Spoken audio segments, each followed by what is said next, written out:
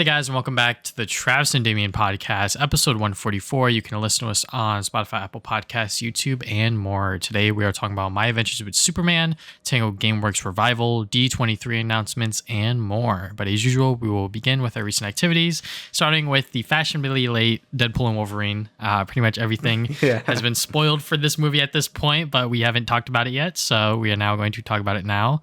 Obviously, spoilers. If you somehow managed to dodge everything, and you don't want to hear about spoilers, then don't listen to us. But we're just going to talk about the movie. Damian saw it much more recently than me, but I saw it twice, obviously opening night and then a week after with some coworkers and friends. So, Damian, what'd you think of it? I really liked it. Again, it's been a while since I watched Deadpool 1 and 2. So if you were like, oh, where would you rate it between 1 and 2? I don't know because it's been a while. Yeah. But I really enjoyed it. I thought like the meta humor was all funny. I thought some of the... I feel like the other two movies might have had more like serious moments, but I think they did all the stuff with Wolverine pretty well. I have some problems with some of the Wolverine backstory, but or for that Wolverine. Yeah. But overall, I thought it was really funny. I liked it a lot. The action scenes were great. Great music choices too. It was just really good. I really enjoyed it a lot. I was laughing a lot. It was a great time, kind of like everything you would want from a Deadpool movie. So yeah, I liked it a lot. Yeah, I mean, I wanted to see it a second time just because I wanted to make sure that, well, first time I saw it within IMAX 3D, which was unintentional. It was just the only showing that was after I got off of work that was like reasonable, that I didn't have to wait like several hours for. But seeing it a second time really solidified my opinion of the movie. Is that like it's a fun, great comic book action movie. There's a reason why now it is the highest grossing R-rated movie ever.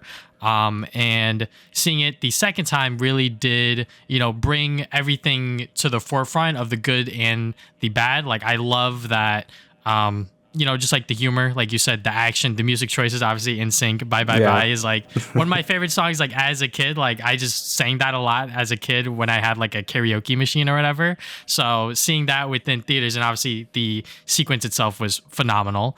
The whole stuff with bringing back Hugh Jackman's character and sort of how they dealt with that, I think was okay. There's definitely some things that are missing there with like the continuity thing where it's like, I thought Logan was a different Wolverine entirely to begin with, so why does it have to tie in so closely with this movie, etc., etc. But Hugh Jackman, he said it himself that he wanted to come back for this role because after he saw Deadpool 1, that was after he announced that he was done playing Wolverine after Logan, and he was like, shit. He definitely was like, this can work. And obviously he's already good friends with Ryan Reynolds. So the fact that they even made this movie happen was obviously great, phenomenal. I think that just making it a different Wolverine entirely is fine because obviously this is fucking comic book movies we're talking about. You can make different versions of these characters played by the same actors, et cetera, et cetera. But yeah, I just really liked it. Is Marvel back, quote unquote? We'll see. We'll have to see if they continue this streak, because I feel like with a lot of their projects, even with this one, they're sort of singled out. Like they don't really have like a really strong tie to like whatever story that they're doing within the phase or whatever. Yeah, I mean, that's kind of how I feel too when people say, oh, Marvel is back. And I mean, I don't really know because it's like the whole phase, I guess, like it's not barely a phase anymore. It's just we're just doing stuff. It's kind of just been them wrapping up separate storylines and stuff. So we got like the Spider-Man stuff with No Way Home, and I thought that was great. Guardians 3, I loved Guardians 3, and that was kind of just ending up their stuff. And now with Deadpool, obviously they're introducing him to the MCU, but it's also like, kind of wrapping up, Wolverine's arc and some of Deadpool's problems or whatever. So it's kind of like also its own separate thing. Like we're obviously going to see Deadpool like probably in the next Avengers movie. Like I feel like why wouldn't they at this point? But I do feel like it's kind of spotty to be like, oh, MCU's back, when it's just like I think it's kind of what we've been saying. Like I think just focus on making good movies first and then worry about the connective tissue later. And that's kind of what they're doing here. So that's all I can really ask for. And I like you said, I thought he did a pretty good job like honoring like Wolverine's character. But I still have some like issues with like this Wolverine, because they're like, this is the worst Wolverine. Like his backstory is so awful. And then all he did was like fucking got drunk and let his friends die. I'm like, okay. I mean, I was expecting something way worse. Yeah. I was just like, okay. I was expecting a flash. I know they made a joke about it, like Act 3 flashback or whatever, but it didn't do that. So it's just kind of like, okay. And it's not that bad. I feel like other Wolverines did worse than he did. But besides that, I thought it was great. Like you said, like I think the song choices were great. I thought the action scenes were really good. I loved obviously the beginning with NSYNC. That was fucking amazing. I love the car fight. I love gimmick fights like that where you just like use one thing and just beat the shit out of each other. That was great as well. I love seeing all like the Fox universe people show up. Like, yeah, did you know about any of that stuff before going in? Okay, so I knew about. Oh no, any of that stuff I was not spoiled by. I think the only thing I was spoiled by, I don't know why I was really good at avoiding spoilers for this movie. The only thing I was spoiled by was like short Wolverine because everyone was posting that because it was funny. Yeah, but no, besides that. I think that I wasn't really spoiled by that. I mean, I kind of expected them to show up anyway, like some Fox, like, you know, characters, like Blade and Elektra and stuff. Like, so that was cool to see. But yeah, surprisingly, I wasn't that spoiled by stuff, which was nice. So I also love the Deadpool fight, like all the army of Deadpool shit. That was fun as shit too. So yeah, great action scenes, and obviously the jokes are funny as well. Like just the fucking I don't know if I could say it because the fucking demonetization, but when fucking Deadpool is like, "Oh, you retired?" to Blade, and Blade is just like, that caught me so off guard. He just said the R word, that caught me so off guard. I was like, "Holy shit!" But yeah, no, it was really good. I'm trying to think of like more negative things about it. It's been a while since I watched Deadpool 1 and 2, so I'm not like I can't really like compare them like entirely. Closely, like, yeah. I think Deadpool 1 probably had a bit more like serious moments to it. Than this movie did, because I did feel there was a lot of jokes. But again, there was still some like moments for it to breathe a bit, but I don't feel like it was as, you know, melodramatic as like the first two or whatever. But also I like the TVA showing up. That was cool. So yeah. Yeah, I mean, I definitely like how they intertwined like the Fox stuff in there as well. Like when obviously fucking Johnny Storm showed up as Chris Evans, I was like, oh shit. I was like, what the fuck are they doing here? And then I completely forgot that he played Johnny Storm. I also forgot he played Johnny Storm. So then when he said Flame On, I was like, oh, that was an actual surprise to me. When I saw it the second time, one of my friends / coworkers, he was like, oh my God, that's fucking Johnny Storm. I was like, bro, how'd you call out? He didn't even say the fucking line yet. And I was like, what's going on here? But you know, it's always nice to see Chris Evans because he's just such a fun actor. And obviously, you know, people fell in love with him when he was playing Captain America. But the other surprises, I literally said holy shit when Blade showed up because I did not expect that whatsoever. Yeah. And yeah, I mean, like that whole sequence was obviously like fan service and everything like that. I think a lot of people have a problem with X23 / Laura showing up, which I kind of have a problem with because they never really explained why she's in the void or whatever. She's just there to help the other Wolverine sort of realize that like he can be a hero. And sure, that's fine. You know, I think there would have been a little bit better of an explanation there, but it probably would have bogged down the pacing or whatever. But you know, it's comic book movies. I'm not gonna, you know, be super nitpicky about like the writing and everything like that. Like as long as I know it's there and then like I can get past it, I think it's all a-okay in my book. But yeah, you know, it was just a really fun movie. I definitely wanted to see it again before doing this podcast, but I was just fucking swarmed with everything this past week. But yeah, you know, I think Cassandra Nova, the actress that played them, Emma Corrin, I think they did a really good job. I think a lot of people are saying that they were the weakest part of the movie, which was kind of strange because me personally, I really felt like they were kind of threatening overall, but I don't know. What do you think, Damian? Yeah. No, I thought they were a good villain. I really enjoyed it. I mean, I don't know much about X-Men, so I didn't know there was like an evil like Charles Xavier. Yeah, like, same. Or I didn't know any of that. So because my X-Men lore is like pretty bad. But I thought they were a very menacing villain. Like just like the hand shit, like in their brain. I'm like, that made me very uncomfortable. Seeing them like stripping like the skin off fucking Johnny Storm, Jesus Christ. So I thought they were a threatening villain. I think it's just because like maybe this movie didn't necessarily needed a villain, I guess. Like maybe like, you know, just the whole multiverse and dealing with like the TVA stuff was like enough. But I don't know. I thought it was cool. You know, it gave the movie like a whole Mad Max vibe in the void. And it was kind of cool to see that area get expanded past Loki. Oh my God! When he dropped the joke, he was like season 1 episode, whatever. I was like, season 1 episode 5 of Loki. I'm like, yeah, I remember that. So, you know, it was kind of cool to see them expand the void and it being like this, you know, like Mad Maxy type thing with Cassandra Nova, like sort of like owning most of it or whatever. I thought that was pretty neat. And also them being like, oh yeah, like no Wolverines really show up here, right? But there's a shit ton of Deadpools. So, you know, I thought that was really cool as well. You know, it does a cool thing where it connects enough with the MCU, but you really don't have to like watch it to like understand it. Like Yeah. if you watch Loki, like it's like really cool fan service because obviously you understand what the TVA are, and then I'm forgetting her name. Like not the head of the TVA now. I don't know why. I forget her name too. Yeah. Yeah, but seeing her again, I'm like, that's cool. So it's cool to see like things that you watched like kind of mean something. Also, I think the TVA is just kind of like a cool thing in general. So, but yeah, I thought they were a good villain. Again, is this like that thing was like, do they needed a villain? Probably not, but I thought it was cool to have one anyway. So more superhero fights, that's all that really matters. And there was a lot of great fight scenes, like I said. There was a lot of really good fight scenes, a lot of good jokes. Basically, everything acts for a Deadpool movie, right? So I don't really know what else you would want. Maybe some of the fourth wall jokes are a bit more predictable this time, just because it's like, it's the Disney jokes. You have to be like we can't say this or whatever. you know what I mean? Like that stuff is a bit more predictable than the first two movies, just because it's like, we have to make fun of Disney, which rightfully so. But I'm just saying, like it just it's coming, right? So But yeah, I think overall it was a really good movie. I do want to watch 1 and 2. I remember 2 being kind of the weaker one out of the 3. I still liked it though, but I do need to watch all of them again. So it seems to vary if people like 2 or 3 more. People like 1, I think, the most still, but I don't know. Overall, I really liked it. I thought it was really good.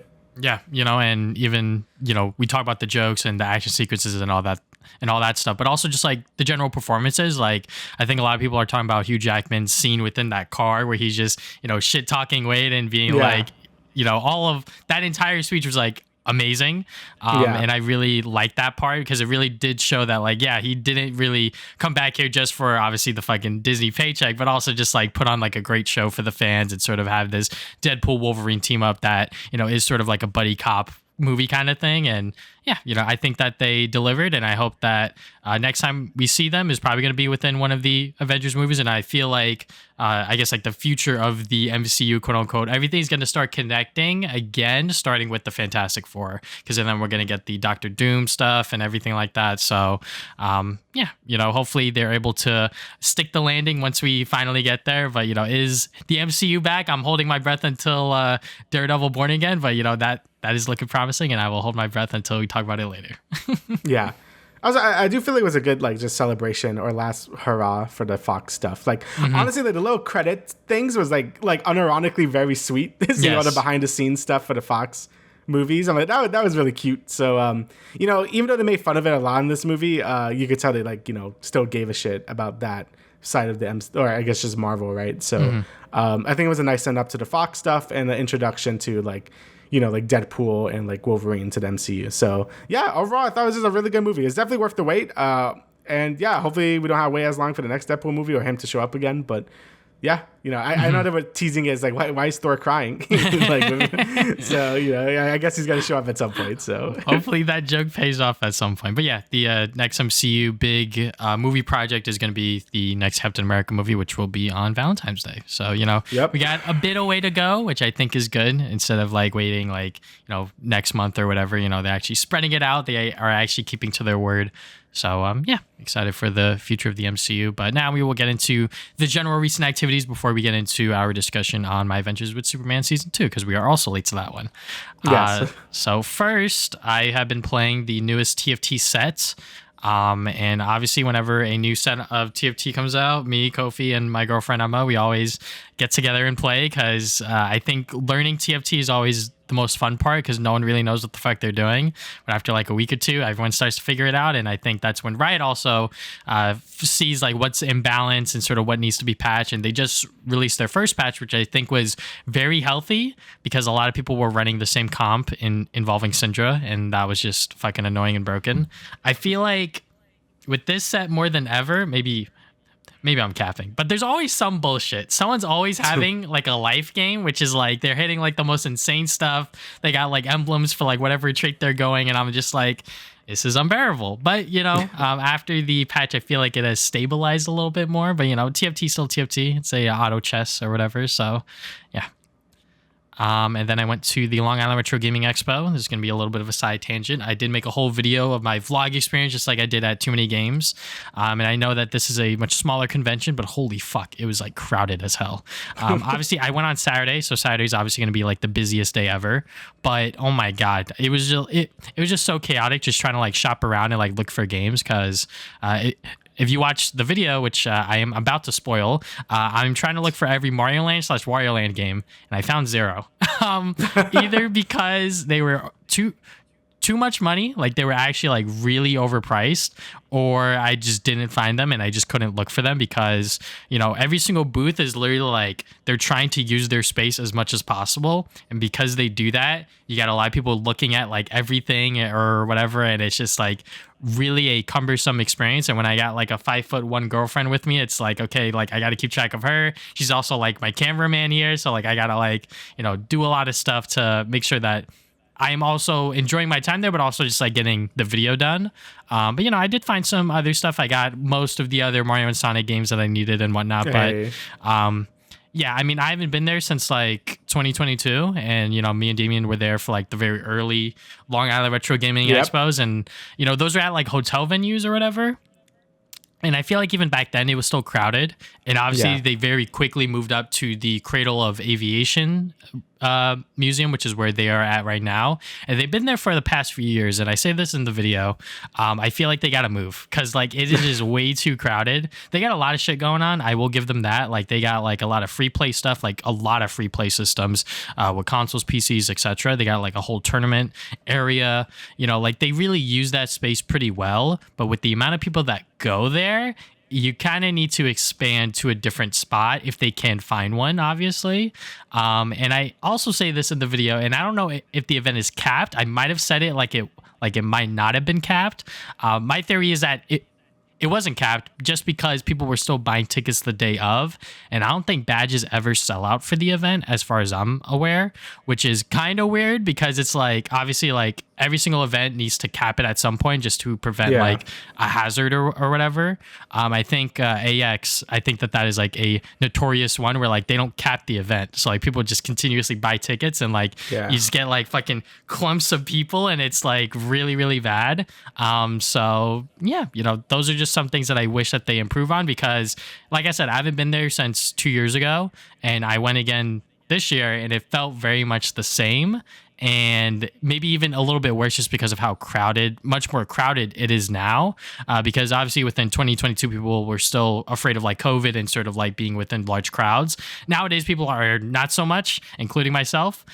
So, you know, just like walking around, I'm just like, bro, man, I can't fucking see anything. It's so hard to get through these people, but yeah. That's just my little tangent on going there. So I might go back next year. I might not, very much likely won't, but we'll see. Overpriced, crowded. Oh, yes. It's a retro gaming time. See, like, I don't mind stuff being like $5, maybe even $10 above. But I feel like if you're doing like double because, for example, in the video, I found Wario Land 3 or Mario Land 3 Wario Land on the Game Boy. And I asked how much because it wasn't on the cart. He lifted up the case, looked on the back, he said 45 and I said 45 and then he just put it back silently and closed it back up and I was like, yep, I'm paying that shit. What the fuck? What are you charging $45 for that game for? Anyways, right, yeah. It is what it is. Then I watched one movie. I watched Didi. This is a very small indie film. It is a coming-of-age story about an Asian American. Wow. So obviously I relate to that very much. And it also takes place during our time, Damian. So like Facebook, MySpace, you know, sort of YouTube. Like he makes a bunch of like YouTube videos and whatnot. So, you know, a lot of it is... like I said, during our time. So I related to that a lot. And also just like, I feel like in general with like, just like trying to like form relationships and like sort of, you know, talk to people in school or whatever. Like there's a lot of scenes like that. And like the whole theater was laughing, cringing, you know, like I was definitely cringing because I was like, oh my fucking God, bro, you're like fumbling this shit so hard. But, you know, like when you're that age, you know, definitely like the story or the message of the movie, especially with the boys that age, is like you're just so angry at the world sometimes, you know, like I definitely felt that when I was his age and I'm just like, damn, like that fucking sucks. So then obviously at the end of the movie, because it takes place during the summer from 8th grade to 9th. So like during that summer, sort of like what he figures out within himself and everything like that. So once he finally goes to high school, you know, sort of more of like level-headed, which is definitely the opposite of what I was doing in freshman year. But anyways, yeah, it is just a really great movie. If you can see it, definitely go see it. Obviously, it is a very small indie film, so you're definitely not gonna see it at every single theater. But yeah, definitely recommend it, especially if you love coming of age stories, and especially if you're an Asian American like me. Definitely go watch it. And then I finally forced my girlfriend to watch The Bear with me because I watched all of Bridgerton with her. And we watched season 1 and pretty much 80% of season 2 were on like the last 2 episodes of The Bear. So pretty much, if you guys don't know what The Bear is, other than that it is like a really good TV show, which I can attest to that. It's pretty much about these characters who are trying to run a restaurant. And it gets really fucking hectic. There's a lot of, scenes where characters are just yelling at each other. There's a lot of chaos going on. Every single episode is like so chaotic. Like it's kind of hard to follow sometimes. Definitely when I first started watching, I was like, what the fuck is going on? But I feel like up until like episode 7, that's when like everything starts to like come together, because episode 7 within season 1 is by far like the most chaotic episode, but also like one of the best just because of what happens within it. But yeah, it's on Hulu. If you have a subscription or if you're even remotely interested in watching it, definitely watch it. It's definitely a TV show that actually releases every single year, which is really, really nice, because most TV shows, they got like high budgets, they got a lot of VFX going on. This is just fucking people trying to cook food and like, run a restaurant. So, it's definitely a lot more manageable to release one every single year. And obviously it's fucking good. Like everyone has great performances. The guest stars also have fantastic performances. John Bernthal is within the show. He's like one of my favorite actors. So, just seeing him there act his ass off is great. So yeah, The Bear, if you haven't watched it yet, definitely watch it. I feel like a lot of normie people watch it, which is understandable because it's just really great TV. Yeah, I heard it was really good. And I love like cooking shows and shit. Mm-hmm. So like I used to watch like Kitchen Nightmares and shit all the time, so I'm like, I should watch this. But anyway, so for what I've been doing, I beat Luigi's Mansion 2. I was basically almost done with it last podcast, but I was able to finally finish it now. And yeah, the game is really good. I do think it's a bit repetitive towards the end, just because you kind of seen everything the game has to throw at you. So by the last like 2 mansions, you're kind of just like, okay, like, you're kind of ready for it to be over. Because the game is pretty long. I forgot how long it took me. It was like 14 hours or something like that. So it was pretty long for what it was. But I still really enjoyed it. I think the multiple mansions I'm okay with. It kind of gives a nice variety to the levels and stuff, so you never feel like going to like one place all the time.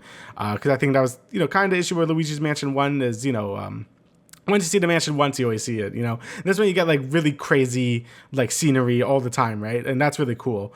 I still think the mission structure is a little lame because most of them, like some of them do feel like padding. There's one where the dog like steals your shit and you have to like chase them around the mansion. And it just kind of feels like padding because it's just like, okay, this didn't have to be here. It's just, you're kind of just going through the same level again, just getting your shit back. But some of the levels are pretty neat. But again, I would have preferred it if it was just you select the mansion and you just kind of go. And then you could get missions, but just don't kick you out all the time. Again, I get it because it was a handheld game and I kind of have to make it fit for like, like bus rides or whatever. Because these missions around like 20-ish minutes, which is like, a perfect time for like a commute or whatever. But I think I still would have preferred it if it was just like one thing, like just one mansion and just kind of go. I do think the game has like a random difficulty spike towards the end, like King Boo especially. And like, man, this motherfucker is kind of hard. Like the whole game is like kind of easy until then. But like the last 3 missions, you have to fight like some big Boo, which was really annoying because you have to like pop him on some train. And it's like really awkward to like aim him. Then you have to fight like 70 fucking ghosts or whatever. I'm like, Jesus Christ, it never ends. And then you have to fight King Boo, who is also like kind of hard. So I'm like, it kind of came out of nowhere. But overall, I thought the game was really good. In terms of HD remaster, I thought the game looks quite nice.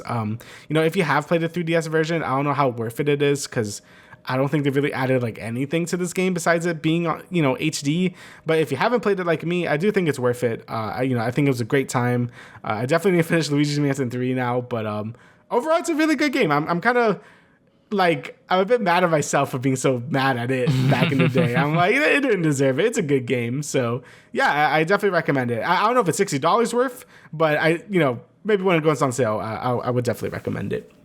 Next, I have Monkey Ball. So I was able to buy Monkey Ball. It went on sale recently for like $30. I'm like, yeah, that sounds like a perfect price to buy it at. And this game is really good. I played it a bit when we went to Too Many Games because one of my friends, Kofi, had it. And we were sort of like switching the controller around for each world and stuff, and that was a lot of fun. And now I play through the whole game myself, and yeah, the game is just great. Like, you know, I think it's been a while since like a new original Monkey Ball came out that was good, because I'm trying to think, like, most of them were remakes recently.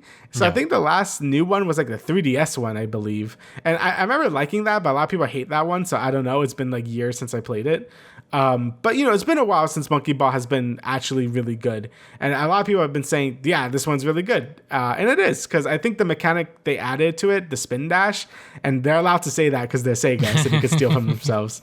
I think it fits in really well with Monkey Ball. I feel like jumping from Banana Blitz was way too broken, and like it just doesn't suit this sort of Marble Madness, like sort of like gameplay style, because you could just kind of fucking skip everything, right? Like it's not really like that fun to do.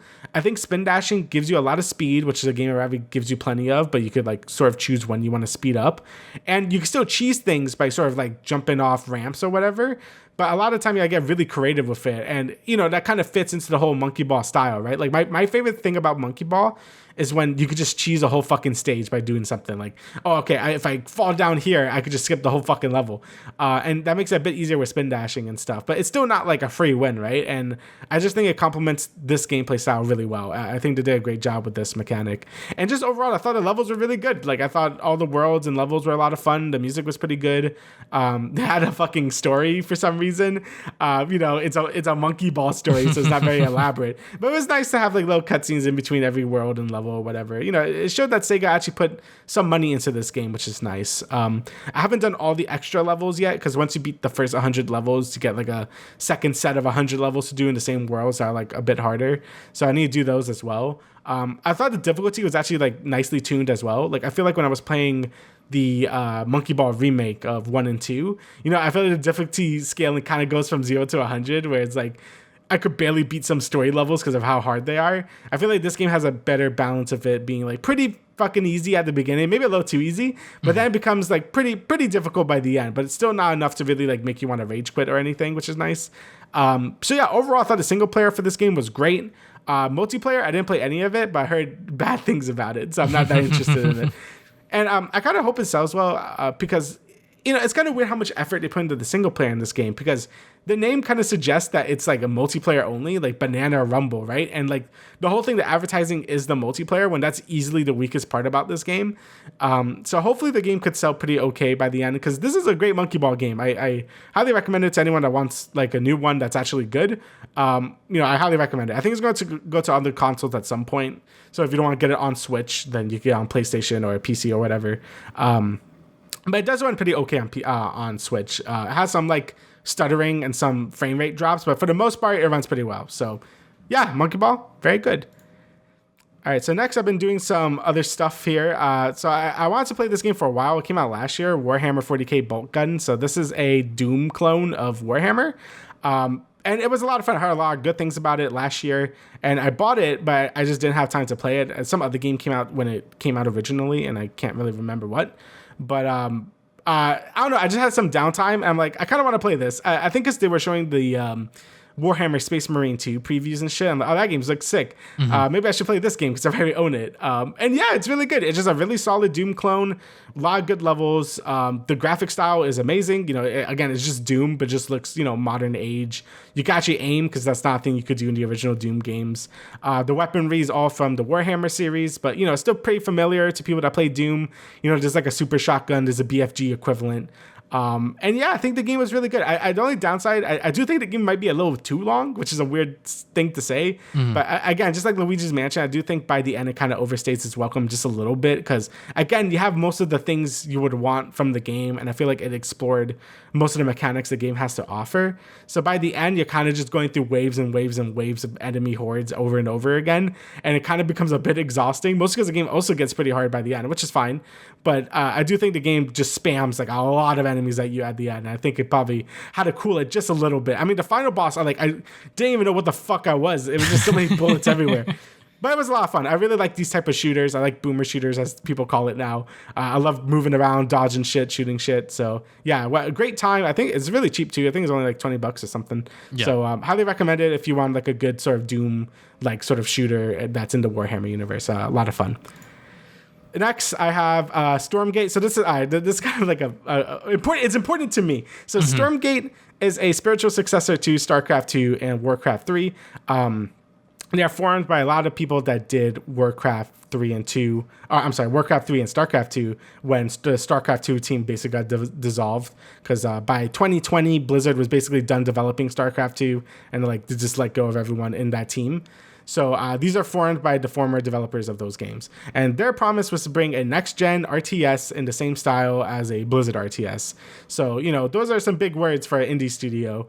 But they had a lot of backing. I think they had like 40 million in backing. Like they had it from investors. They had it from Kickstarter, Indiegogos, all that shit. So, when the games first started showing up, I think about a year or two ago, people were really concerned with the graphics because the game looks very has that Fortnite aesthetic, and people weren't really into it. I don't really care that much about having super realistic gritty graphics. I thought it looks fine at the time. It'll probably get better, but they started showing more and more of the game, and people still weren't really sure how the game would do. During the few beta tests the game had before this early access release, people were enjoying it, but again, people were bringing up the issue with the graphics and all that. That was the big sticking point for a lot of people. So finally, the early access came out, I believe 2 weeks ago at this point, because it just released free to play for everyone. And, it came out with the 6 missions of the campaign. It came out with some co-op missions, and it came out with the regular, 1v1 PvP stuff. And, a lot of people immediately hated the campaign just because, again, the game doesn't look great, especially for a game that was sort of touting itself as a next-gen RTS game. It just kind of looked like everyone's made of toys and shit. And at first I didn't mind it when it's a top-down perspective, but when it goes into the in-game cutscenes, it does look very janky. The way the characters move and shit, it just looks very lifeless and just very amateur-y. The missions themselves are very copy and pasted from StarCraft 2 missions and Warcraft 3. I think the first mission is basically just Warcraft 3, and one of the missions is straight up a mission from StarCraft 2. This is just a mission from StarCraft 2. It also doesn't help a lot of the races. So you have the Terran, Protoss, and Zerg race. They're all basically the same thing. It's just they're called Vanguard, Inferno, and Celestial or whatever, but it's basically the same archetypes too. So the game really feels like it has no identity of its own, which is always an issue with these spiritual successors, My Number 9 or Yooka-Laylee. It just can't get out of its shadow of its predecessor because it feels like it's copying too much of what makes those games good and not sort of putting its own foot forward of being oh, this is what we're doing unique. Because the things it does do unique is very minor, or things you have to be an RTS player to really understand. Oh, there's a buddy bot that helps you make units or whatever, so you don't have to do that. Or there's creep camps now, so you could kill them and gain control of some areas or whatever. And all that stuff sounds cool for people that actually played StarCraft 2 or Warcraft 3, but it doesn't fucking matter to people that are new to the genre. Who cares? People, when they play a new game, they want to see cool graphics, they want to see some cool gameplay, and this game just looks very dated for 2024, and I feel that's kind of why the RTS genre has been really dwindling right now. Them focusing more on 1v1 or having that be the most polished game mode at the moment wasn't the way to go. I don't think. I think they should put way more money into the campaign, because that's what people are going to buy the game for at this point. People don't like 1v1s that much in a PvP setting. People can complain about teammates all they want, but people want to complain at teammates. Whenever it's a 1v1 situation, people get very stressed out. And that's why StarCraft and Warcraft 3 and all these other RTSs started losing to MOBAs, because you still have that similar gameplay, but you're in a team, and that kind of alleviates stress. And I'm not saying MOBAs are easier, but it is less brain impacting, because in an RTS you have to control your units, you have to make units, you have to make materials, you have to harass, you have to do so much shit. In a MOBA, you just have your character, you get gold and get items. Again, it's not, I'm not saying it's easier, but I am saying it's a bit easier to process as a player, right? Yep. So I agree. I feel like Stormgate, So I feel like Stormgate is kind of going in this weird direction where it wanted to be friendly to new players, but I feel like it's going the same route a lot of other RTSs are going, where it's just we're just going to focus on the 1v1 stuff because that's just the easiest thing to produce, because you don't have to script a story, make a campaign, and all that shit, because that costs a lot of money. So hopefully they can put more money into that, because right now it's sitting on Mix on Steam, and I want to see the game succeed because I love this genre. And, I played a shit ton of StarCraft 2 right after I played Stormgate. I'm this game is just better. StarCraft 2 is basically the peak of RTSs at this point.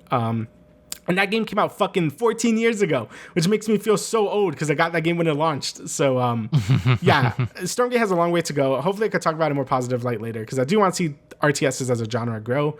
But, yeah, I guess we'll see once it actually comes out. Or they could just all get laid off and it'll be really sad. But I guess we'll see. Yeah, that's why... That's exactly why I don't fucking play these online RTS games. You know, give me that Pikmin. Let me just, you know, enjoy the, you know, cutesy graphics and, you know, the sort of story-based stuff. You know, I feel like I could never play, you know, something like Starcraft 2 or anything like that in like a 1v1 setting because that shit is stressful. You know, even, you know, I'm speaking as a League of Legends player, you know, like all I have to worry about is myself. And like if I fuck up, then it's like whatever, because the next game I could try to do better. But when it's like a 1v1 thing, it's like there's so much trial and error and sort of like mental fortitude that you have to go through with yourself where it's like, okay, you know, like I lost really bad. What can I do to improve and not like feel so defeated about it? Mm-hmm. Yeah, like that's kind of just the issue like they have to fix. I know Dave Kim, who was also another StarCraft 2 dev, he's making Battle Aces, and that actually feels like it's evolving the RTS genre where it's kind of putting auto chess, or I guess like an auto builder and RTS together. So you don't really have to worry about base building. You just have to worry about microing your units around and stuff. And I think that's a better direction to be going. Like you have to like sort of appeal to what gamers like now, I guess, you know, like, you know, I don't think a lot of people are really into super hardcore RTSs like that unless you have a campaign and like a PvE mode that people would like. Cause, you know, RTSs are a stressful genre. And if you could play with someone else or you could fight a computer with some modifiers or whatever, that'd be great. Because by the end of StarCraft 2's life cycle, the co-op mode was actually the most played game mode by like a lot. And all you do in that mode is pick a cool commander that has game-breaking abilities and fight a computer player that has like, you know, some objectives or whatever. And it's a lot of fun. And players really like that. So yeah, let's hope Stormgate gets to that point. But yeah, RTSs are, you know, kind of struggling because, you know, MOBAs kind of took its spot when that became a thing. So... But yeah, I'll stop ranting about that. I have a lot to say. I love StarCraft 2. You know, StarCraft 2 is one of my favorite games ever. So, it, you know, yeah, get kind of passionate about it. Fair enough. Next is Guild Wars 2. Not too much to say about this one. I was just kind of catching up because the next expansion comes out next week, which I forgot about. So I was just catching up with any story I did. And, you know, I heard a lot of bad things about the post story for Secrets of the Obscure, which was the last expansion that came out a year ago. And it was fine. I just think they try to do too much story in like such little time. Like each of these patches were like only like an hour long, and they've tried to fit like this whole Demon War, Game of Thrones shit. I'm like, you can't do that with the amount of time you have. But I thought he did an okay job with like what I played. So I guess we'll see. I'm really excited for the expansion. They're introducing housing and like spears and shit. So that's cool. So we'll see. I don't really expect much from Guild Wars 2 at this point because, you know, it's a smaller MMO at this point. Like, you know, it kind of lost to like WoW and Final Fantasy 14. So but I still enjoy it. It's still one of the first MMOs I played a lot of. So I'm excited for its next expansion next week, which I'll talk more about next time. And lastly, Fortnite new season came out, Marvel season. It's a lot of fun. I won 3 times. So, you know, I think if you don't like Mythics, you're probably going to fucking hate this season because it's just like everyone is like War Machine. You have his jetpack. He has like an auto fucking turret on his back. You could shoot missiles. Captain America's shield you could throw and it does a shit ton of damage. I think you could use Doctor Doom's weapon. I haven't gotten that yet, but you could like shoot like Magneto powers and shit. So yeah, if you hate Mythics, you're probably gonna fucking hate this season. But I love it. I think it's fun to fly around with War Machine's jetpack while throwing Captain America's shield. It feels so stupid and I love it. But yeah, it's probably gonna be bullshit. Again, on solos it feels fine, but I'm sure in squads it's gonna be a fucking mess. Oh boy. Because everyone's gonna like throwing Captain America's shields and shit. Yeah. So but yeah, I've been enjoying it. I think the Battle Pass is sick because, you know, it's all Marvel characters, which is neat. The points of interest are really cool. The RAF is a really cool point of interest because I'm like, oh, this is just the RAF. That's cool.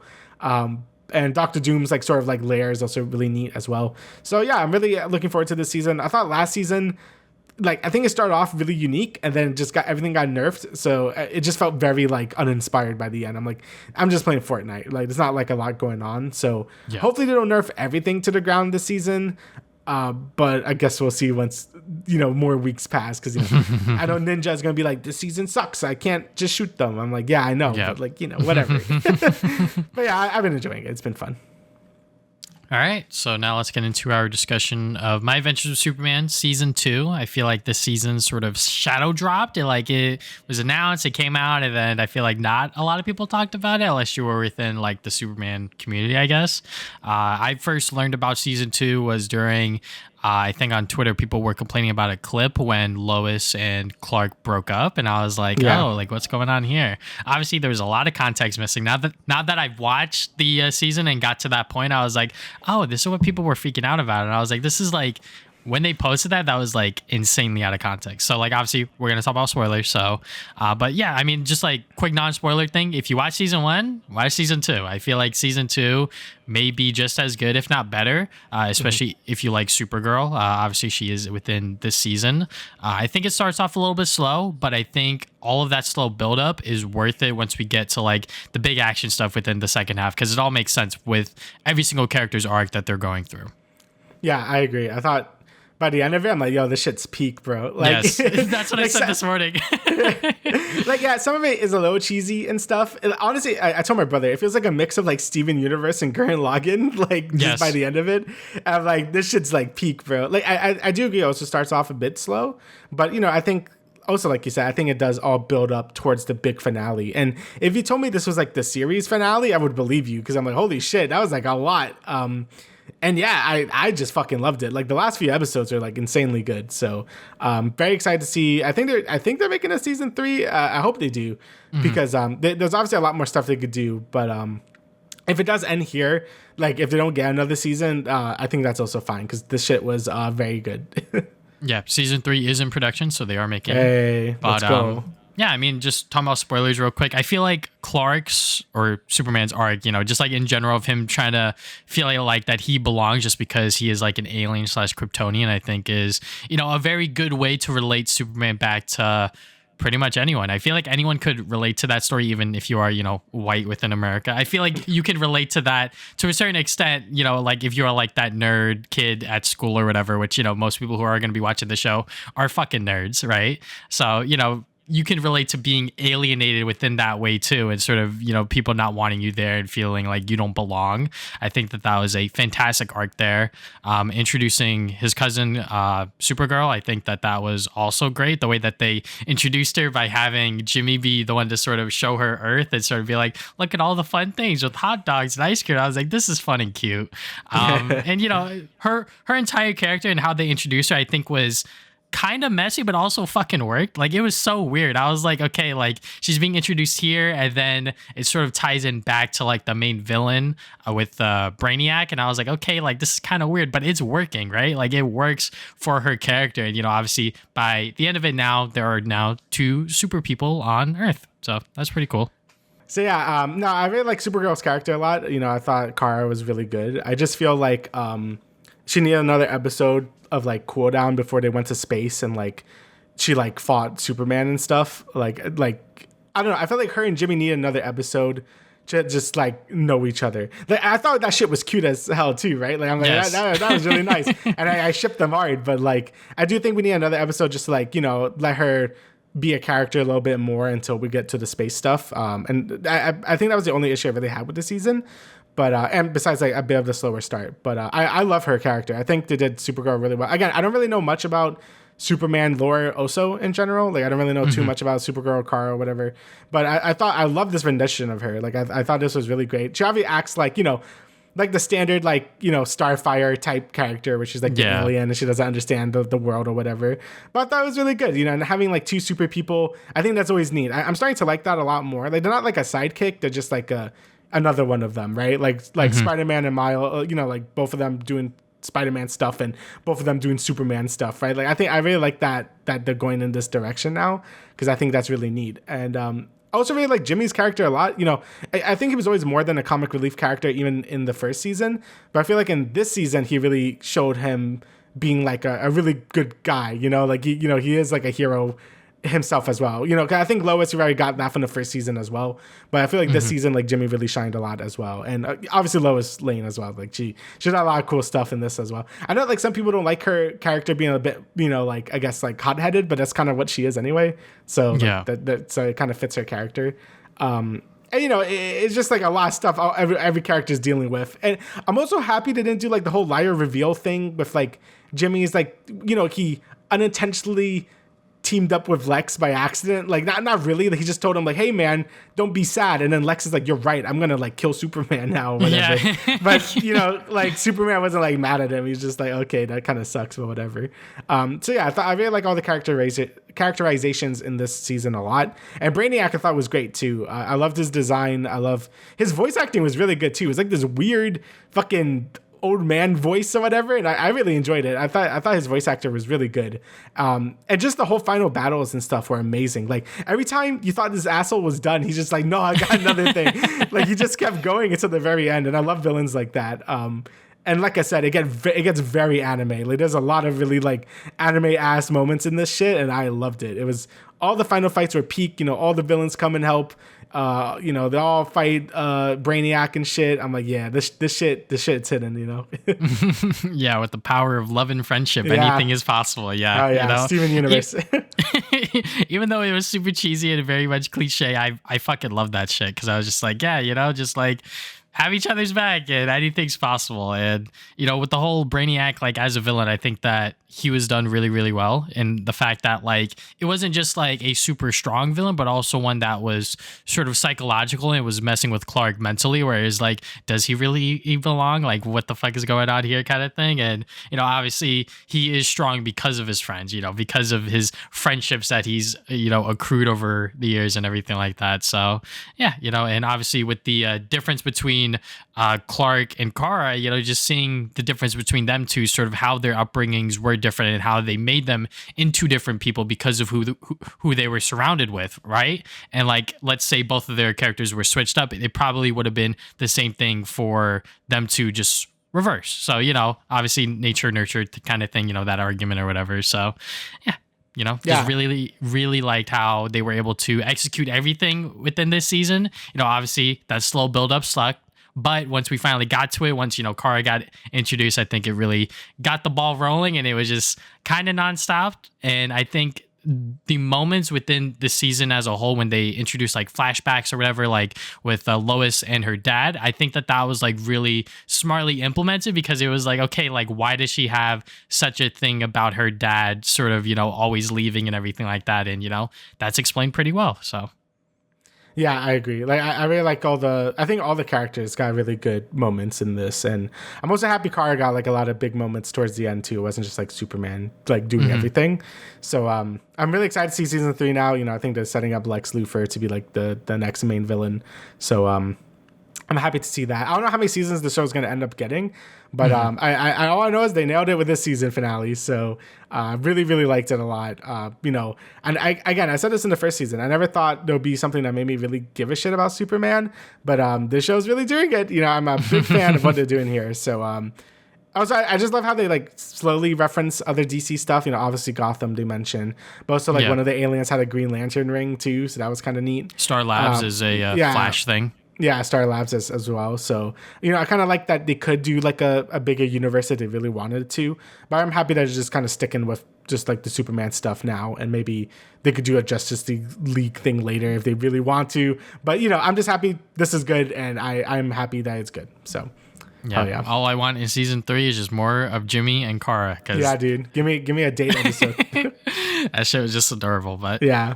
Anyways, let's get into the general news before we talk about D23. So first up, an update on the Game Informer situation, because we talked about it right when it broke out. It was sad and everything like that. It still is sad because most of those people are still looking for jobs. So shout out to them. Hopefully they land on their feet soon. But it turns out that, GameStop is fucking evil. So the staff got a hold of the Game Informer Twitter account, and then they just nuked it afterwards. After they wrote like an actual apology showing all of the names of people that, were responsible for the publication over the past few years, and then they just nuked the account. So everything related to Game Informer Twitter, just gone. So yeah, I mean, the website is already bricked. Like anytime you go onto any Game Informer link, even though it was like a previous article or whatever, it's just going to show you that farewell page, which is fucking stupid. Obviously, they don't want to host that URL website, whatever, for much longer. So they're just like, hey, we're just going to show this message for a bit. And then once it expires, they're probably just going to nuke it as well. So obviously, you know, if you have physical versions of Game Informer, that's like a very big important thing, because that's probably where you're going to see those people's writing. Actually, I know that there's people out there online that are trying to recover as much as possible from the website, but you know, hopefully they are successful, because obviously, you know, I feel like with a publication as long as this one that's like fucking 33 years old, just losing all of that is like insane. Yeah, it's like really shit. I'm really hoping that these Game Informer guys like could like leave and start make their own group, because we've seen that many times. Like, you know, they form like Min-Max or some of the other people, like, you know, just kind of leave and make their own thing.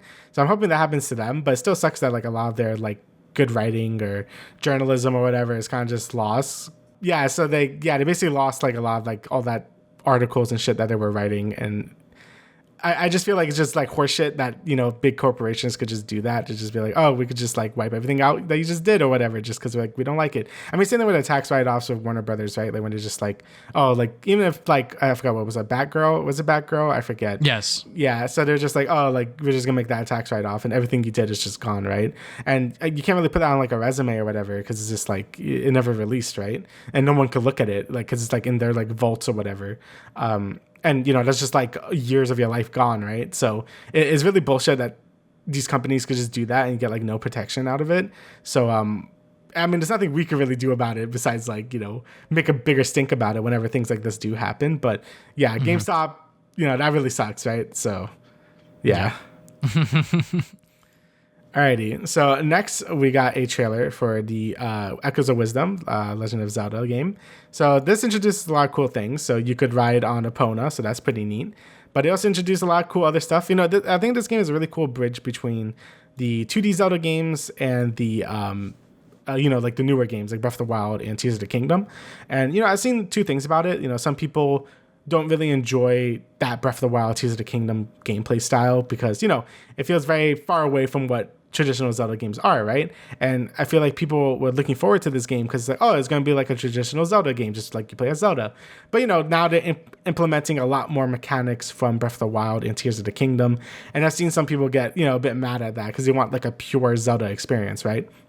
And I don't know. I think that you could have a nice little mix of the two, right? And I think that's what this game is doing, because you still have like, it looks like you have classic dungeons still, you know, it's obviously in a top-down perspective, but you have a lot of cool unique stuff like the trip stuff, like where you could best, or I forgot what it's called, right? Is his name Trip or am I tripping?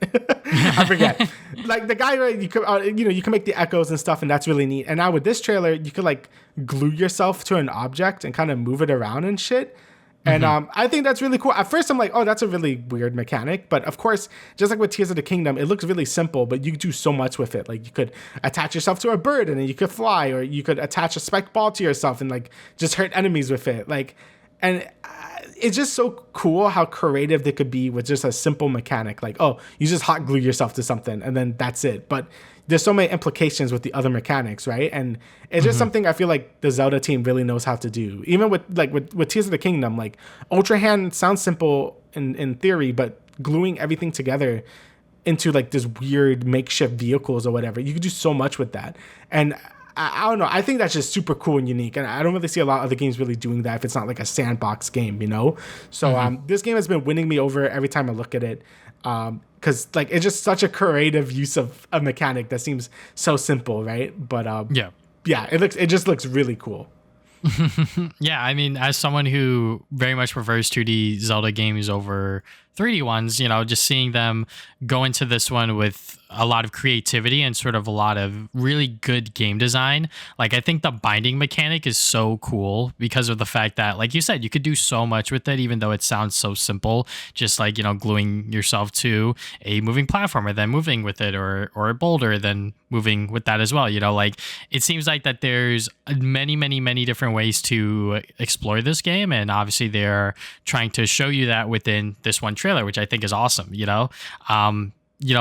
for people that want a traditional 2D Zelda game with just Zelda in it, I feel like that's just boring. I feel like if you're going to introduce Zelda into the Legend of Zelda world and actually have her be a playable character, why not have her do different things that Link can, And I think that this is a great way to do it. Obviously, it's sort of bridging the sort of 3D Zelda games with the 2D ones in terms of like game mechanics, which I think is also very interesting. So I think that this is definitely going to work. I think people are kind of overreacting, to those same people that are complaining. They're probably still going to buy day one, play day one. So, hopefully that Nintendo does give us a traditional 2D Zelda game that is very much reminiscent of, like A Link to the Past, the fucking 3DS one. Link Between Worlds. Yes, yeah. Something like that. Just give us something like that at some point and not what this game's going for. But you know what? I think that it is great that they are experimenting with the Zelda formula in general. Yeah, it kind of just seems like they're like over it, which is a bit sad, for people that do prefer that gameplay. I mean, I like both. Like, I don't mind whatever direction Zelda takes. But I always forget the main Zelda producer's name. But he was basically just like he's basically done making like more traditional 3D Zelda games. Like he wants to do more Breath of the Wild, Tears of the Kingdom style games. Like maybe not in that same exact engine, but in a more open-esque playground of stuff. So and, sometimes you do gotta respect the creators to be like they want to do something different. Like he was, he's been kind of doing the same formula for a while, right? So it's kind of nice to see him, do something else. But it does kind of hurt when you do like that gameplay style a bit more, and then you're just never gonna get it again unless some indie game developer makes it, right? So yeah, I understand the frustrations with that, but I think the games are really high quality still. It's not like they're like bad or anything. So I Tears of the Kingdom was my game of the year last year. So I still give them benefit of the doubt, and I think this game is gonna hit a lot more than I thought it was gonna hit because I'm like, yeah, this looks very cool and creative. So I guess we'll see once the game actually comes out September, like end of September, I believe it comes out. So yeah, September 26th. All right, so now we got Star Wars Jedi Survivor. The rumors and the sort of talk that they were doing earlier this year are true. That game is coming to PS4 and Xbox One later this year on September 17th. You can pre-order it now. I believe it's $50, which is, in my opinion, a little bit high because I got this game for PS5 for like $20, $30 during Black Friday. So the fact that they're charging this older version of it for $50 at retail is a little crazy. If you are interested in it, definitely wait till Black Friday because this shit is definitely 100% going to go on sale. I'm sure it took them this long to actually release it just because they had to re-optimize everything for a lesser platform, which I think is fine. To those people that are asking themselves, why are they making this? There's a lot of people out there who don't have a PS5, that don't have a Xbox Series X/S because they don't feel the need to, which I think is fair. But obviously for people like us that want to play the newest games that are coming out, obviously having a PS4/Xbox One/Series S, one of those or even both of them is beneficial because obviously you're going to be able to play everything once they come out. But to those people that are still itching to play Jedi Survivor and still have those old consoles, now you can. I just hope that this port actually does perform well, that they're actually not bullshitting, that they were like, yeah, we like make sure that everything actually runs well and, they're like maximizing these older consoles and, everything like that. Yeah, I think it's still weird. Like, I know money, like, right, is like the whole thing is about money or whatever. But like the game barely ran on current gen consoles, so it's kind of weird to like port it to like lesser consoles. The game still, like, it's kind of the reason why I haven't even played it yet. I heard the game is good. It's just that it has so many performance issues when it launched on PC. It barely worked either, and then they're gonna put that shit on like a last gen console. I just feel like it really does reek of like we just want more money from this, and that's probably why they're doing it, right? So I would highly wait for reviews of this. I would wait for a Digital Foundry. I would just wait for a lot of different things before you get this version of the game, or just get a PS5. I know that's easier said than done, but get a PS5 and just buy the next gen console if you really want to play it. Because I feel like there's no way that this version is going to actually work unless you do a big patch along with this release, right? Like if they do a big like patch for the current gen consoles where they run flawless now and then this version's run okay, then maybe. But I would really suggest waiting on this one if you have a PS4 or an Xbox One, I would just wait just because it barely runs on current gen consoles. And I've been waiting for them to fix it a bit more before I play it, and if I have time. But it seems like why I'm forgetting the developer. Oh, Respawn. And it feels like Respawn are just like haven't fixed enough of the game to really make me like want to jump into it at the moment, right? So, but I guess we'll see once the game actually comes out. Next we got a pretty surprise announcement of BAKERU. Is that how you say BAKERU? BAKERU? Yeah, something like that. So this is made by Good Feel. So they made like the Yoshi Woolly World games and shit like that. So they made some good games. They also made the Peach game, I believe, recently. I think that was Good Feel. I always forget because like Nintendo is really weird with its developers and just I can confirm. Yes. Okay, they made Peach. So yeah. Also, it sounds like this game came out a bit ago in Japan because it said like for the first time in the Western release. So I don't know if this game came out sometime before. Yeah, okay. So the weird thing about this is that it was locked behind just Japan. It came out last year on my birthday, actually. Last year, November 30th, 2023. So people were sort of clamoring for this game to get a release within the West. And it is now, just digitally. And I think it is retailing at $30. So yeah, I'm definitely going to try to buy this when it comes out just because it looks very, very good. Just like artistically, gameplay-wise, it very much looks like an action platformer, which is obviously right up my alley. But yeah, it definitely sucks that we won't be getting a physical release, but hopefully, with enough buzz, which I highly doubt. I feel like Nintendo are the last people to sort of retroactively give a physical release to like one of their like first party games. So just go out, support this game because if not, Nintendo might be a little bit more hesitant on bringing other Japanese exclusive games to the West. Yeah, I just feel it's coming out at a pretty bad time. Like it's coming out September. And like there's so many games coming out September, man. Like there's obviously there's the right Zelda at the end of the month. Astro Bot, Plucky Squire just got announced to come out this month as well.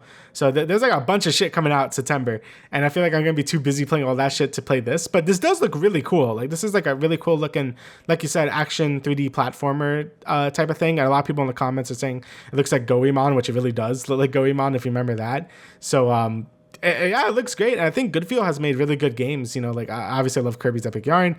I thought Princess Peach Showtime was a fun time.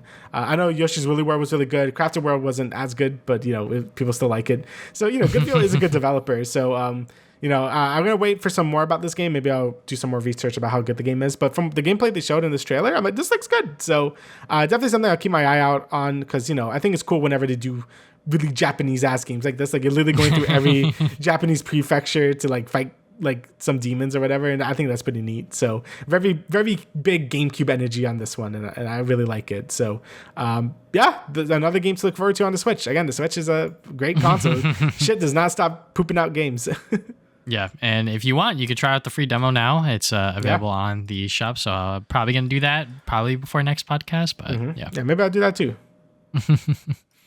All right, so now we got a pretty big announcement. We got KRAFTON, the PUBG publishers. They have revived Tango Gameworks by rehiring all the staff, and also they are acquiring the Hi-Fi Rush IP. So this shit came out of nowhere. Yeah, when I first saw this, I was like, "Is this shit fake news?" Like I deadass tried to do my research as much as possible, but everyone was retweeting about it, and then this official sort of press release came out, and then it's like, they acquired pretty much all of the talented people that worked at Tango Gameworks onto their team, and they are in the works of getting the Hi-Fi Rush license from Xbox and fucking ZeniMax or whatever. They're ZeniMax, in the process of getting everything together to hopefully make more Hi-Fi Rush games, which is fucking awesome. I think that, obviously when this news first broke out, when, Microsoft was just closing these fucking studios down, it was like, what the hell are you guys doing? It's like, all right, yeah, they might have not have made like millions and billions of dollars, but like the games did well,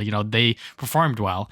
And especially with Hi-Fi Rush, because people were excited to finally play it now that it released on like the PS5, and I believe the Switch port is still coming out soon. I don't even know what's going on with that, but it's like people were excited for Hi-Fi Rush's success, and that it's like, hey, closed, no more.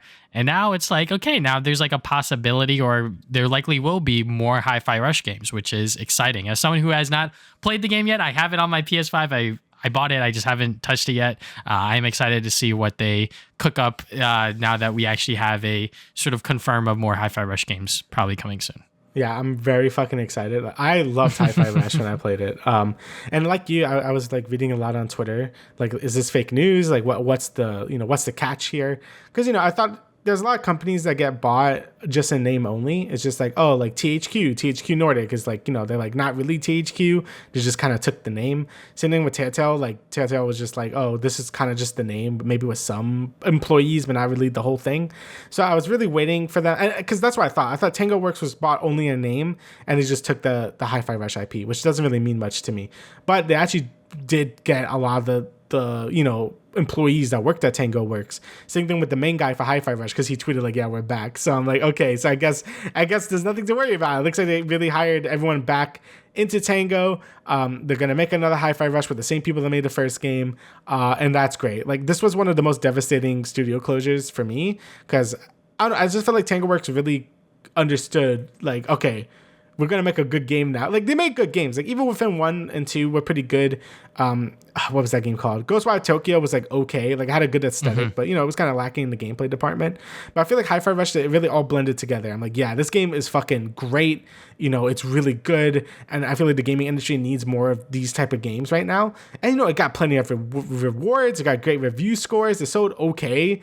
But then Microsoft closed them anyway. So it's just like, what the fuck? So I'm so happy that they came back and we're going to get Hi-Fi Rush 2. That makes me extremely happy, because there's so much they could do with a sequel for Hi-Fi Rush 1, or, just the series in general. So really excited for that. I want to buy the game again just to support them more. Really happy about that. Probably the best thing PUBG has ever done. Thank you. So really excited for this.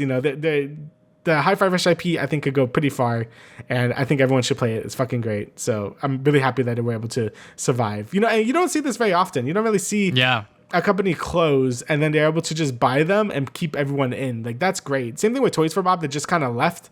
They're like, oh, we're just gonna go independent. Like, fuck this. We're not gonna do it no more. Like, it's crazy to see these things happen, because I'm like, you could do that, and I guess they can. So I'm really happy these companies still exist, so they can keep making cool games, and I'm all for that.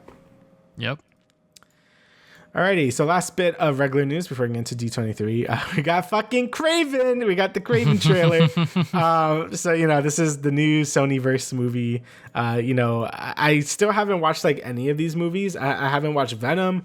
I haven't watched Madam Web. I haven't watched what was it? Oh, Morbius. I haven't watched Morbius. Yes, Morbius. Classic. I haven't watched any of these fucking movies. All I know is that they're bad or just like dumb fun, right? Like, that's kind of like the scale they go from. And, this movie, I'm just like, I don't know. It could be stupid fun. I mean, like, it's like rated R, so that's cool. Like, he's like killing people, so that's pretty neat. I'm still not convinced about, this KRAVEN. Like, I thought Russell Crowe was going to be KRAVEN, and then he wasn't. He's like Dad KRAVEN, I guess. I don't know.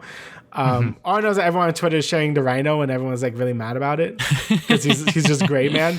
So, yes. I mean, it's just like whatever. We see so many rhinos, because he's always like been a thing in the movies, but he's never had like a big spotlight on him. So I wonder if he's going to get like a more major role in this game in this movie, besides being a like last minute addition, right? Because he's always at the last second. So here's Rhino, he's going to do stuff, and then nothing happens. So it'd be cool if he actually fights Rhino, even though if he looks fucking weird. So, but yeah, the movie, I mean, it's KRAVEN time, bro. Like, I don't know.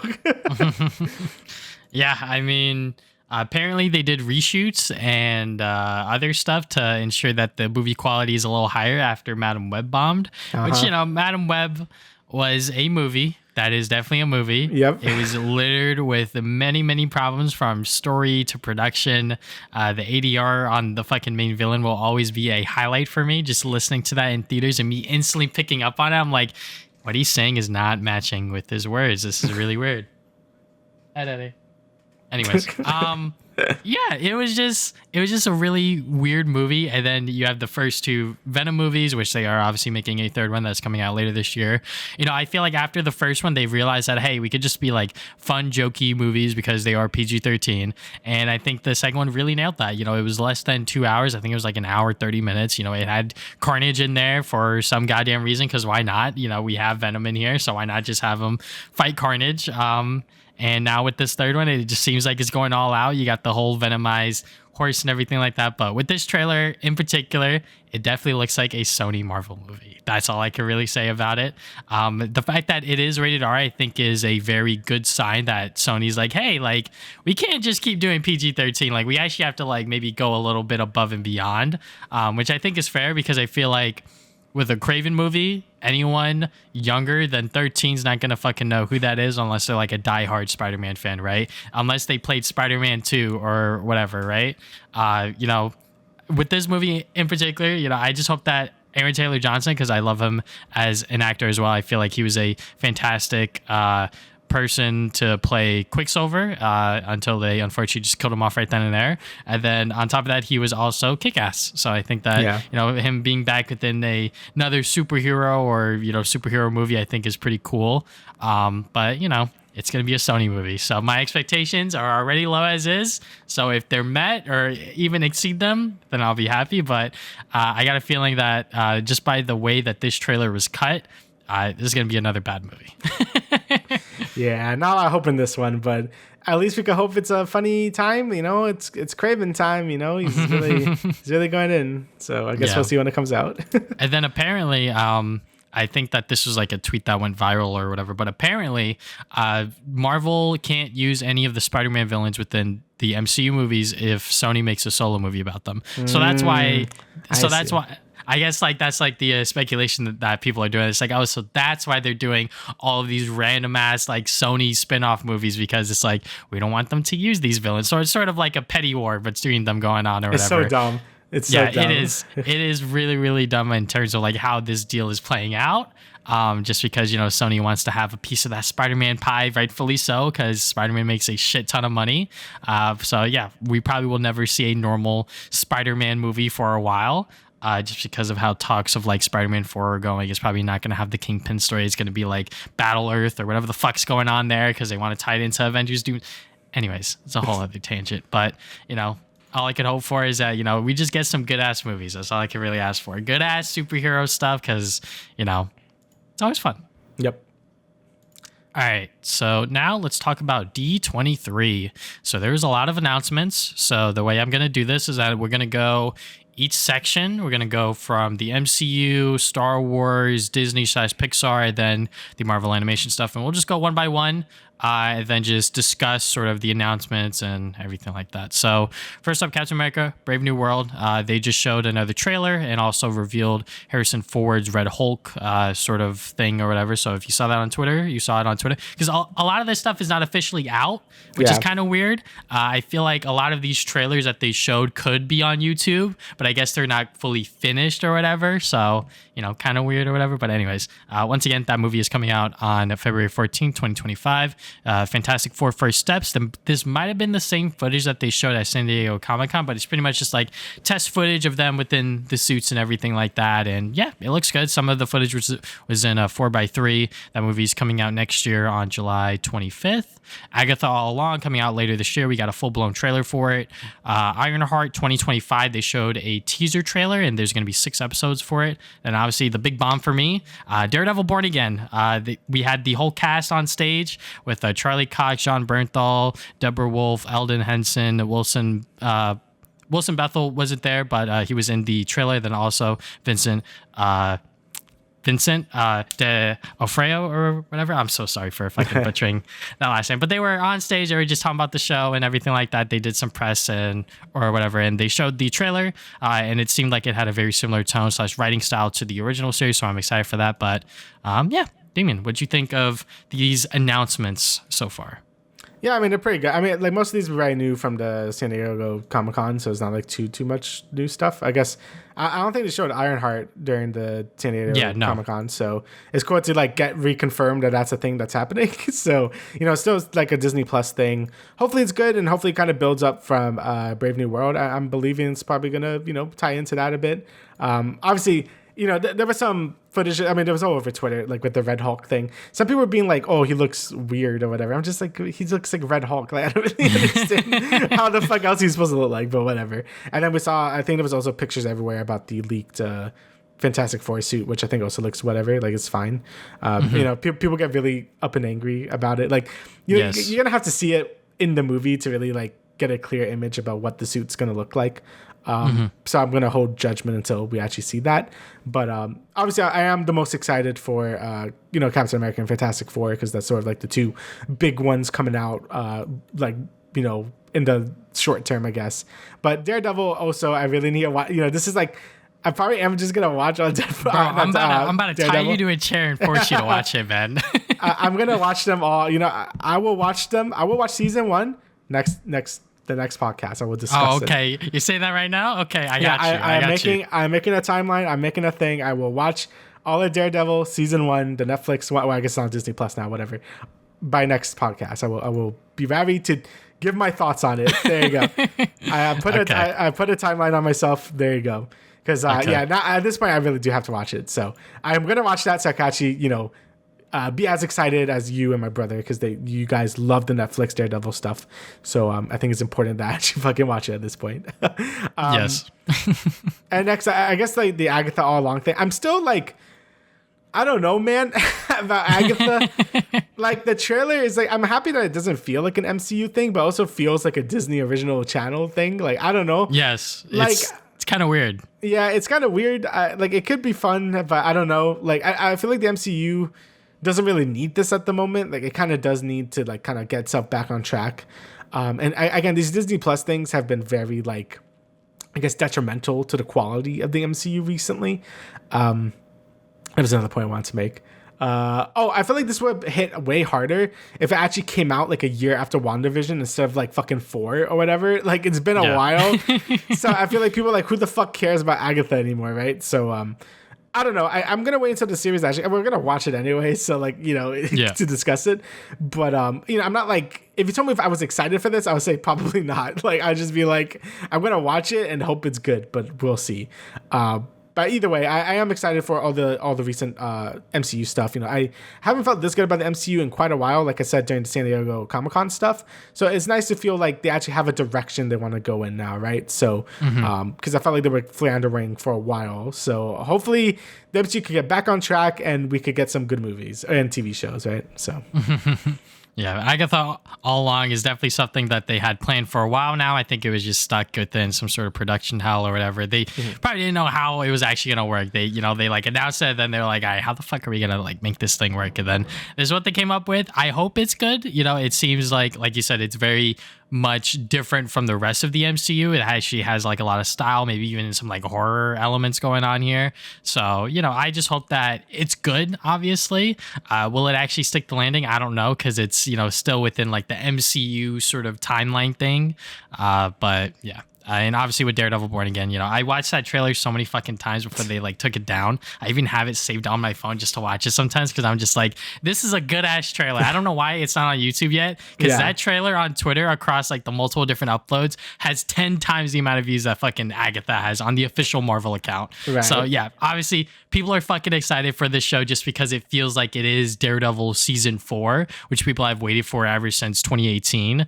And yeah, I am just so fucking excited to see this cast back together and sort of how they're going to continue these stories from where they last left them, and obviously actually have it super closely tie into the MCU, because I actually did sort of like put Daredevil within the background as I was playing like TFT or whatever, and within the first episode they call it the event, but it's pretty much the attack on New York within Avengers 1. So that's like the closest within those shows that they had to like tying in the MCU with the with those shows. And now that it's like officially within the fucking MCU, I'm like excited to see like who pops up, what sort of things are they gonna tie in together and everything like that. So yeah, I'm glad that we have this version of the show and not the one that they originally had, where it was like he wasn't gonna suit up until like episode 4 or whatever, which was like kind of gonna be fucking weird. So then Kevin Feige looked at it, it was like, yeah, this is ass. So they just fired everyone and then just restarted everything. And like that was probably like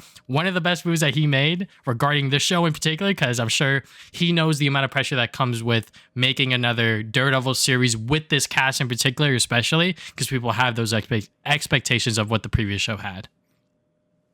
Yeah, and again, we'll watch it by next podcast. At least the first season. I promise. So now let's talk about the quick little bit of Star Wars that we got going on here. So they showed a trailer for the Skeleton Crew. It's coming out December 3rd, 8 episodes long. They talked a little bit about Andor Season 2. It's going to take place over 4 years leading up to Rogue One, 12 episodes as well. And then we got Mandalorian and Grogu, which is still a weird name for a Mandalorian movie. And that is coming out in 2026 on May 22nd. So yeah, I mean, Skeleton Crew, just starting off with that, I feel like after we got off of the latest Star Wars show, with this one, it seems a lot more lighthearted. It's sort of just like, people just going on adventures, these fucking kids trying to figure out like what it is that's out there within the galaxy or whatever. So, definitely a huge tonal shift, but I think it could be good. I don't have a lot of hopes or sort of expectations for it, but it's got Dave Filoni, Jon Favreau producing it, so I have faith in them because obviously they know Star Wars better than us. So yeah. I feel like this is one of those shows that could be either really good or really bad. Like, yes. From the trailer, it's very 80s, like Spielberg, like Goonies shit. Like, it's very much that sort of tone, and I like that shit. Just in the Star Wars universe, so that's a very unique sort of concept right there. But again, it could easily be awful, but it could also be like amazing, right? So I definitely have my eye on this one. I kind of like, sort of like the 80s feel to it, just like in terms of like how it's dealing with shit. Like, again, it's like the Goonies or whatever, just with Star Wars. So that's pretty cool and a really unique concept, right? So, and it's kind of what I was saying about Star Wars in general. I feel like Star Wars is always going to have to be about the same sort of stuff. It's like the MCU is way more flexible with what it could do because there's so much random bullshit. Like, you have aliens, you have gods, you have like espionage shit. With Star Wars, it's always going to be like, like Jedi, Sith, or clone troopers and shit, right? Like, you could do a lot of different stories, but not nearly as much as like the MCU, right? So, I think when it takes something unique like this, it really makes me like want to pay more attention to it. Because I'm like, oh, this is a really novel idea. So that's kind of why I like Vision so much as well, because it's like a really unique thing in the Star Wars universe, right? So, but yeah, I guess we'll see how it goes, because it could easily end up like not being good. So yeah. Andor season 2, obviously Andor season 1 was amazing. It took these characters. I thought Rogue One was fine. Like, I didn't really thought much of Rogue One after I watched it, but after watching Andor, I'm like, oh, maybe I do give a shit about it. Like, I remember making so much fun. I'm like, they're really making a Star Wars series on fucking Andor. Like, who gives a shit? And then I'm like, oh, never mind. I guess I'd give a shit now. So, it's gonna make, I think it's gonna make these 2 seasons of Andor is probably gonna make Rogue One look way better than it actually is. I feel, because you're gonna have way more attachment to these like characters, I guess, now or whatever. So I think that's pretty interesting. I would like to watch Andor season 1 and 2 again, and then watch Rogue One as like a full complete thing. I'm also happy they're not dragging this shit out. At least I hope they're not. Because you can only do so much, because you know what happens to them at the end of Rogue One, right? So I'm happy that they're making like this thing into like its own little trilogy and then leave it alone, right? So hopefully they write it just as well, because I think it has big shoes to fill, because Andor season 1 was a lot of people's favorite Disney sort of Star Wars thing. So hopefully season 2 could live up to that hype as well. Yeah, definitely, something that really came out of nowhere during the Disney Plus Star Wars era, where it was like, oh, okay, Andor, let's see what this shit's about. And then it's like, okay, wait, like every episode's like kind of hitting. Like, this show's a lot better than people expected, and obviously now there is that expectation where it's like, okay, now we have to hit that mark or even be better than that. So, hopefully it sticks to landing. The way that they talked about it was obviously very positively. So, there is hope there. And then obviously last week we got Mandalorian Grogu. This is their sort of feature-length film with the Mandalorian world of Star Wars or whatever. And, at this point, I feel like we're kind of done with the Mandalorian storyline. I feel like everything that they could have done could end here with this movie, I hope. Because I feel like at the end of season 3, it was kind of like, all right, like, what the fuck are they going to do now? Obviously, like, it's always fun to see Mando and Grogu, just do shit together, because that's always just fun. But I feel like once, they sort of split up at the end of season 2, and then they instantly got back together in the Book of Boba Fett, it was like, okay, guys, like, what the fuck are we doing here? It seems like they sort of lost some sort of direction going along this storyline, and I feel like hopefully after this movie it becomes more clear, or maybe they finish it. I don't know what the hell they're doing with this stuff anymore, but yeah.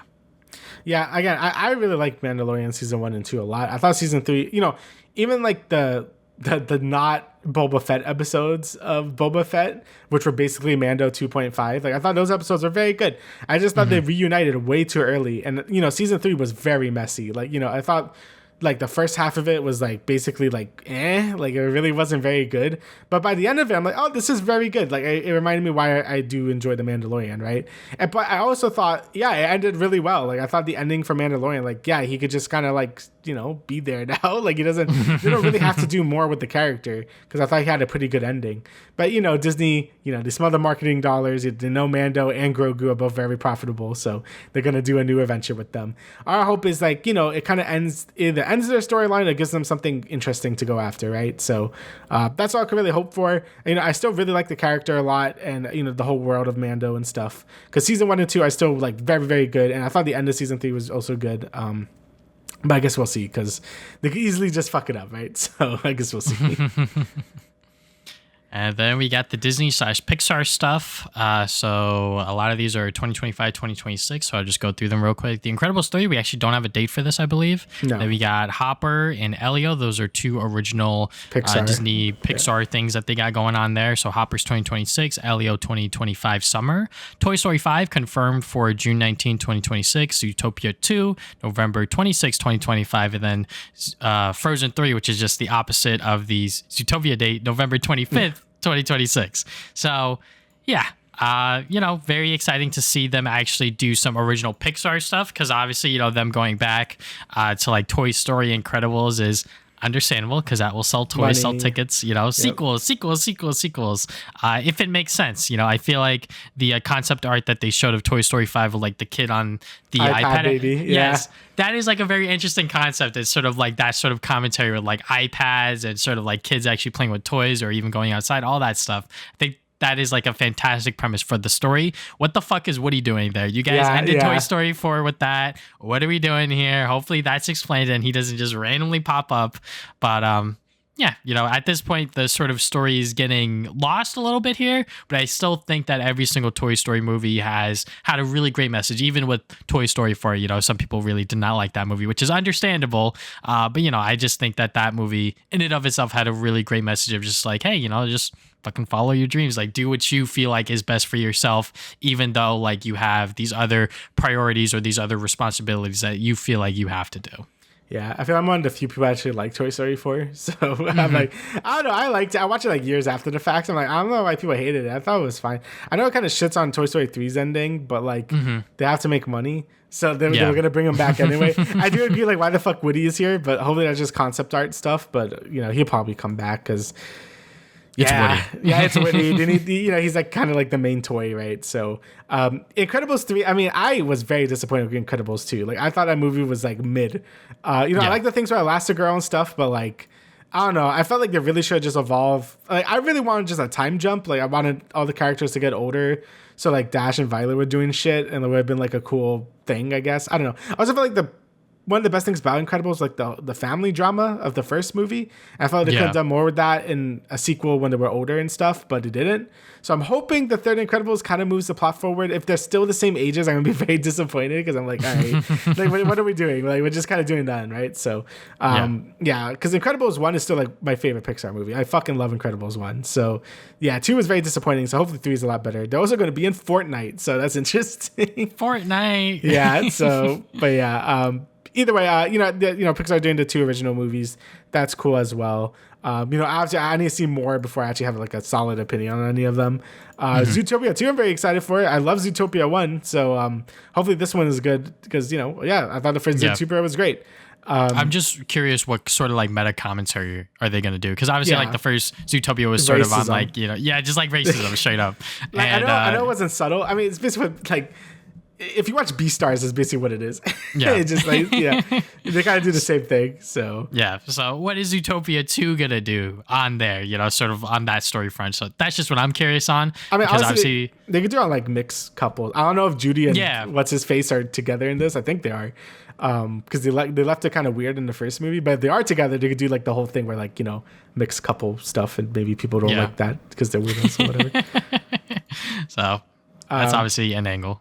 And, Frozen 3, I thought Frozen 1 was fine, and 2 was whatever. Like, they They just got to get the Frozen toys back on shelves. That's pretty much what they're doing it for. Yeah. I mean, I like some of the songs. I mean, it's catchy. But that's about it. Frozen one was like a fucking lightning in the bottle for Disney, because usually their original animated projects were never like that successful, and then they hit it with fucking Let It Go, and then they were like, holy fuck, we made it, and then they quickly made Frozen 2, and then it was like, it was okay. Obviously the fucking toys sold like hotcakes. So now with Frozen 3, it's like, okay, what's the story gonna be now? Is there actually going to be banger songs? Because I think that's like a huge identity for the Frozen IP. And, just obviously sell toys again. yeah. They're going to make one big song and then a bunch of toys and make a bunch of money from that. So I guess we'll see once Frozen 3 actually comes out. And we can hear a new song that always shows up everywhere. So, but yeah. Now, final part, we got the Marvel animation stuff. So first up, we got What If Season 3. This is confirmed to be the final season. Let's thank go. God. And the season will feature Moon Knight, Ironheart, Shang-Chi, and White Vision. We got to change the name for that character, Marvel. And then we got X-Men 97 Season 2. We both still have to watch that show. Yes, I do, yeah. Eyes of Wakanda, pretty much a little mini series on just like the Wakanda history. And then obviously the big one is Your Friendly Neighborhood Spider-Man. It might come out this fall. They haven't really talked about it yet, but that's what the rumor is right now. Anyway, so they pretty much fleshed out what this series is actually going to be about. It is a what if storyline of the MCU Spider-Man featuring Norman Osborn instead of Tony Stark, who is going to be voiced by Coleman Domingo, who is a fantastic actor. He was great within Euphoria. Hudson Thamus, I believe. He is returning from What If Season 2 when he voiced Peter Parker / Spider-Man within that zombie episode. And the spider that bites Spider-Man actually comes through a Doctor Strange portal, which is like a big controversial thing that's going on. Yeah, I've been seeing that, yeah. We'll talk about that within just a little bit. And then lastly, Marvel Zombies. Obviously, with the success of the one What If episode, they are now making a 4-episode miniseries. It's going to be TVMA, so they're actually going to be able to go all in with it. So yeah, I just hope that, once again, we just get good stuff.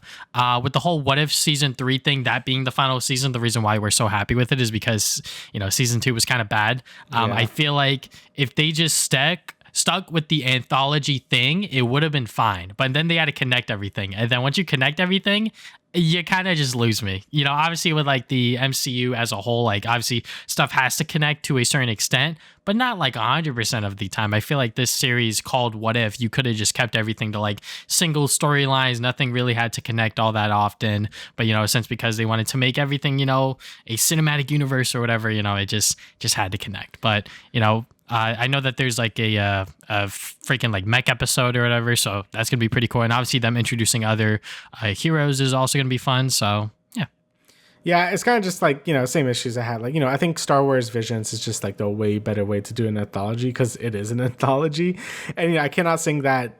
Both Vision Season 1 and especially Season 2 highly enough. Like, that's kind of what I'm looking for with anthology. Like, you get a bunch of really creative people to do a bunch of different stuff in that universe and then just kind of go wild with it, right? And that's what I thought What If was going to be, but it really isn't. It's just like the same writers and animators doing the same thing and just comes off as like whatever. And again, especially when they connect everything, I'm just like, what's the point of any of this? Like, like it's cool seeing like Peggy Carter or whatever, but when she's like she had like the fucking Mjolnir and like Captain America's shield, and I'm just like, what's going on here? So I don't know. I feel like it's value for this series to take a rest, even though I'm pretty sure the animators are just going to start working on the zombies one because I'm pretty sure they use the same art style. So it's not like they're losing jobs. I don't think so. But either way, it was a big whatever of a series. Like I never really cared for What If that much. Besides like the one really good Doctor Strange episode in the first season, and there were some other good ones, but yeah, it's very sporadic, and I'm not really gonna miss it very much. Yeah, so X-Men 97. Yeah, we both need to watch it. Like I was like debating if I should just watch all of X-Men 9, like the original series. I probably should. I don't know how long it is, to be honest. Yeah, I mean, apparently people say that you don't have to watch it. Apparently this new series actually does introduce X-Men to a new audience pretty well. Yeah, okay. So, maybe we don't have to do that because I feel like the old X-Men 97 show, for one, it's probably going to be outdated. It's obviously going to have the sort of writing style of like a 90s cartoon, obviously. So it's going to be not as story driven and everything like that. But I feel like like people have been saying, the show's very, very good, and the fact that they label it as 97 might turn some people off and be like, I have to watch everything else. No, I'm pretty sure you could just watch the show as a sort of standalone thing. And yeah, season 2 is on the way, so that is exciting stuff. Yeah, because I heard nothing but good things about X-Men 97, so very, very good for them to get a season 2. The Eyes of Wakanda thing is pretty interesting. It's going to be cool to learn more about like Wakandan lore and stuff. I think it's cool they're doing like an animated series about that. But it looks like we don't know too much about it yet, so I won't say too much. And obviously the Spider-Man stuff. So this is like the big thing on Twitter because, Spider-Man Twitter is always mad and like always like saying stuff. So, I mean, I think it's cool to have like another what if story because, this was originally supposed to be a prequel series to the MCU Spider-Man. Like, it was supposed to be canon, right? Like it was supposed to be like, like this is how things happened. But I don't know what happened in production because this seems like it's been in production hell for quite a while. Because we first heard about this like way, way long ago, and now we're finally getting like things of it now.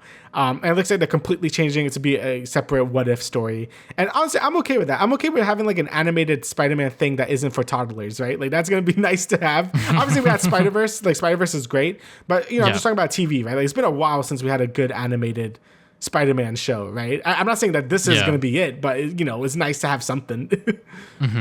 It's nice to have something with the potential that can be like a really good Spider-Man TV show that people are going to be watching week to week that are going to be talking about it. Because, when Disney took over, obviously we fucking lost the Spectacular Spider-Man, which is like probably the best Spider-Man cartoon show by far. Then we got Ultimate Spider-Man, which, was very miss. And then we got I think it was like Spider-Man 2017, 2018 show, which, was sort of like within the same vein, maybe even worse to some regard. And now we have this show, which is now retooled as a what if MCU Spider-Man story, which can work, obviously with the whole, this is like a comic book, these are fucking comic book characters we're talking about here. So there's always going to be like 20 bajillion different versions of them.